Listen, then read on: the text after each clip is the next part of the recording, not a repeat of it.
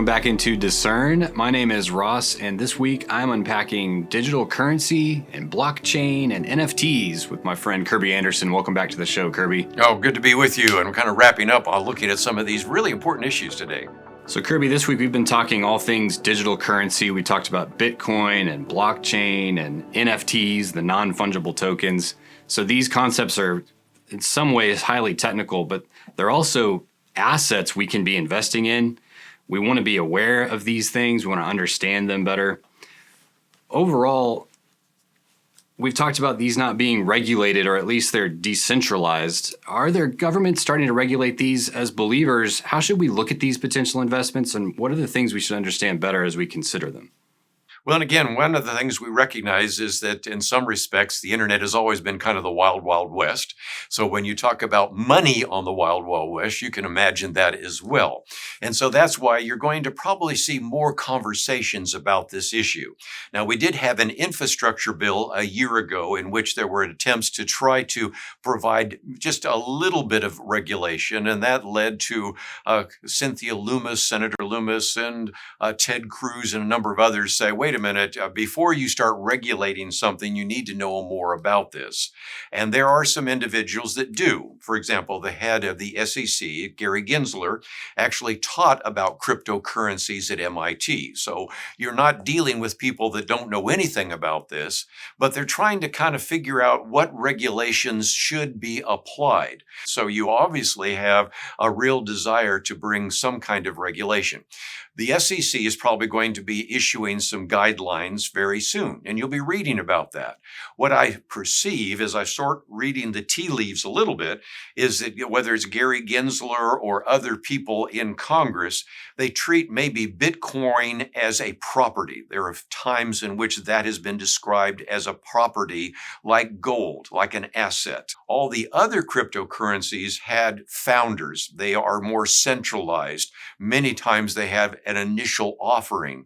Many times they had venture capitalists. And so those, I think, are going to be defined as securities. I could be wrong, but I'm just trying to look through what's being said. Back to your key question, it is going to be somewhat regulated, and it's quite possible that you are going to have some countries like El Salvador and some of the Latin American countries. El Salvador already has it as legal tender. You have some other countries maybe wanting to do that.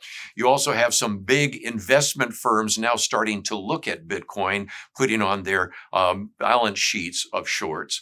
But you also probably going to have some countries that are going to try to ban Bitcoin. And so it's going to be interesting to see how it plays out. But here in the United States, I don't think you're going to ban it, but I think you're going to see some regulations to protect investors. And I think that makes a great deal of sense.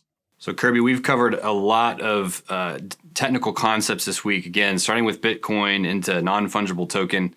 These are things that people are talking about. I'm hoping that our audience now, after these episodes, and again, go back and watch if you want to get caught up, hopefully people have a better understanding. But just as we zoom out from this, as believers, how should we view these things? And what are the advantages or potential disadvantages of all of this that we just need to be aware of? Well, I think, first of all, as individuals, we should be really concerned about the fact that our dollars are devaluing.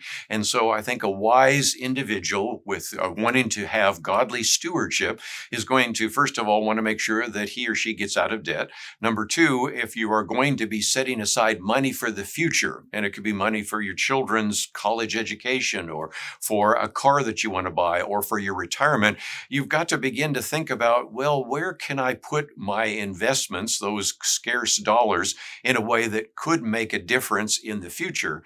And that's why people are looking at these appreciating assets, and gold and silver and real estate and Bitcoin and cryptocurrencies are some of the places people are looking. Don't get into it unless you understand it, but certainly that is an important aspect of those, which brings me to the other point, not just to look at it personally, but I think this idea of Bitcoin allows us to reach into those countries and make a difference. If you want to support a country, say in Africa. In the past, we've done this through foreign aid, but we know that most of the foreign aid goes in the pockets of the dictators. And the best, if you will, kind of foreign aid has been missionary work. Well, we could directly now send money to missionaries through Bitcoin.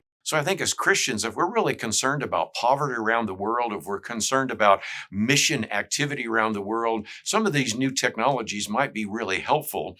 And just as we've seen, the internet has allowed us to be in connection with people around the world through things like Facebook. We also can see how this would provide a monetary way through internet to reach out to those individuals. Super helpful. And I think, again, we are not financial advisors on this show, but what we are is we're looking to understand the world around us better from a biblical perspective. And so the encouragement to our audience is learn about these concepts. Inflation is a real concept. It's a real thing. And as you say, it's just good to understand the options that we have to steward our resources, and digital currency is one of them. So I encourage you, use this as a springboard to better understand and ask your communities if they're involved in it, and just learn what's going on and see if this is something that you think makes sense. And obviously, prayerfully consider, as all things, where to invest your time, talents, and treasures. Thank you, Kirby, for this conversation. It's been really helpful for me to just understand these better. We'll see everybody back next time on Discern.